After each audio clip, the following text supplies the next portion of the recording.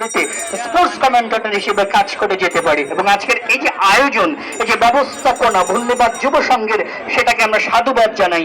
লক্ষ মানুষের জনস্রোত তৈরি করেছে তারা। বাছাই পর্বের শেষ রাউন্ড কিন্তু এটি। কোনো ঘরে যদি ছাড়া পড়ে থাকে তা আপনারা অংশগ্রহণ করুন। হ্যাঁ, সেই গ্রুপের বাছাই পর্বের শেষ রাউন্ড এটি। কিছুক্ষণের মধ্যে আবারও বাঁশির মাধ্যমে কিন্তু শুরু হবে এই প্রতিযোগিতা। সেই গ্রুপের লাস্ট প্রতিযোগিতার ঘোড়দৌড়। আমরা বিশেষ অতিথি মহোদয়ের আরো কিছু অতিথি আমাদের মাঝে যুক্ত রয়েছেন। জনাব মোহাম্মদ আরিফ হোসেন, ধর্ম বিষয়ক সম্পাদক জেলা বিএনপি। আর রয়েছেন জনাব মুস্তাক হোসেন, সভাপতি জিয়া স্মৃতি পাঠাগার ঠাকুরগাঁও। আর রয়েছেন জনাব মোহাম্মদ মিজানুর রহমান, জেলা বিএনপির সহ সাংগঠনিক সম্পাদক। আর রয়েছেন জনাব মোহাম্মদ আশরাফুল হক, সদর উপজেলা যুব দলের সাবেক সভাপতি। আর রয়েছেন জনাব মোহাম্মদ আবু সাইদ বাবু, সদর উপজেলা বিএনপির সাবেক ক্রীড়া সম্পাদক। বড়গাঁও ইউনিয়ন থেকে ঘোড়া মার্কায় চেয়ারম্যান প্রার্থী ছিলেন। আপনাদেরকে জানাচ্ছি অনেক অনেক সাধুবাদ। আসলে এই মানুষগুলি সম্বন্ধে আমাদের বাসে না পড়া পর্যন্ত কেউ রোড বানা, আগে মাঠ পরিষ্কার হবে, তারপরে ভাই ভাষক একটু বলেন তো মাঠটা পরিষ্কার আচ্ছা, করুন, তারপরে মাঠটা ক্লিয়ার না হওয়া পর্যন্ত আমরা এই রাউন্ডটা শুরু করবো না। কি দর্শক, ঠিক কি না? আগে আগে আপনার জায়গাটা ক্লিন করবেন, আগে জায়গাটা ক্লিন করবেন, তারপর আমাদের হুইসেল করবে, পাশে পড়বে।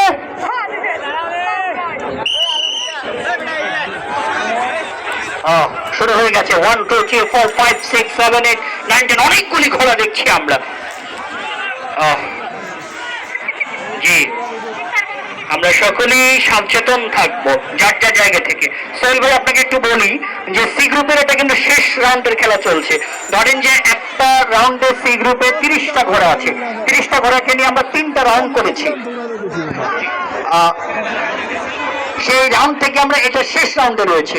আর 10টা 1 মিনিটে আপনার ভাগ্যটাকে যাচাই করবেন। আগে বলেছি 10 টাকার বিনিময়ে আপনি একটা টিকিট কাটবেন। রাউন্ড কিন্তু চলছে। কি দর্শক বন্ধুরা, খেলা হবে? আওয়াজ তুলবেন আপনারা, তর্জন গর্জন মুখরিত করবেন এই মাঠটাকে। যেটি বলবার অপেক্ষা রাখেন, যেটা বলছিলাম আমি সোহেল ভাই, যে রাত 10টা 1 মিনিটে রেফাল রোড যে আকর্ষণীয় লটারি ড্র, সেটা রাত 10টা বেজে 1 মিনিটে হবে। সর্বসাকুল্যে 15টি পুরস্কার। খেলা কিন্তু শুরু হয়ে গিয়েছে। একজনকে ওভারটেক করতে হবে, সেটা কিন্তু সবার শুরুতে ওভারটেক করতে পারেননি, তিনি আবার কামব্যাক করেছেন। 2 পাক সমাপ্ত হলো, দেখা যাক 3 পাকের জন্য। দেখেন কাছাকাছি অবস্থায় মনে হচ্ছে যে হানিফ, নাবিল, ডিপজল, শ্যামলী কে কাকে কাটাতে পারে। কি দর্শক, ঠিক কিনা? এই জন্য আওয়াজ তুলবেন, আমার কথার সাথে রেসপন্স করবেন। সোহেল ভাই, গত কিছুদিন আগে ঢাকাতে গিয়েছিলাম ধারাভাষ্যতে। আমি ঝাড়বাড়ির মানুষ, অজপাড়া গায়ের মানুষ। ঢাকার ধামরাই উপজেলাতে গিয়েছিলাম একটা ফুটবল ম্যাচে ধারাভাষ্য দিতে। সেখানেও দর্শকদের যে পরিমাণ ভালোবাসা পেয়েছি, আতিথেয়তা পেয়েছি, বাংলাদেশে যে প্রান্তেই যাই আসলে দর্শকরা কিন্তু। আর আমাদের একটা বাচ্চা রয়েছে আব্দুর রহমান ভাইয়ের কাছে। দয়া করে কষ্ট করে আপনি স্টেজে বাচ্চাটাকে নিয়ে আপনি চলে আসবেন আমাদের স্টেজে। আপনাকে আপনার লোক খুঁজছে। 3 পাকে কিন্তু পরিসমাপ্তি হলো। দেখা যাক এখনো কিন্তু প্রথমে যে দুটি ঘোড়া হয়েছিল তারাই কিন্তু 4 পাকের জন্য আমরা কাছাকাছি অবস্থায়। দুর্দান্ত লড়াই। Yes, absolutely brilliant, fantastic scene, no question about that. Huge impact on this ground. অসাধারণ এনভায়রনমেন্ট, যেটি বলবার অপেক্ষা রাখে না। যেদিকেই চোখ যায় লক্ষ মানুষের জনস্রোত।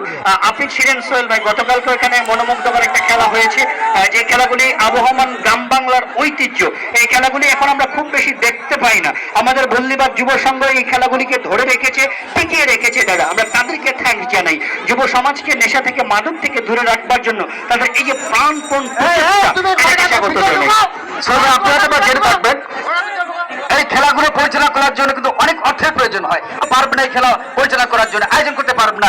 যার কারণে কমিটি কিন্তু সিদ্ধান্ত গ্রহণ করছে লটারি রেফেল ড্র, যেখান থেকে কমিটি যেন সাপোর্ট পায়। আপনাদের জানিয়ে রাখি, আজকে এই ঘোড়া খেলার শেষে কিন্তু রেফেল ড্র লটারি আয়োজন করা হয়েছে। মাত্র 10 টাকার বিনিময়ে আপনি আপনার ভাগ্যটিকে যাচাই করতে পারেন।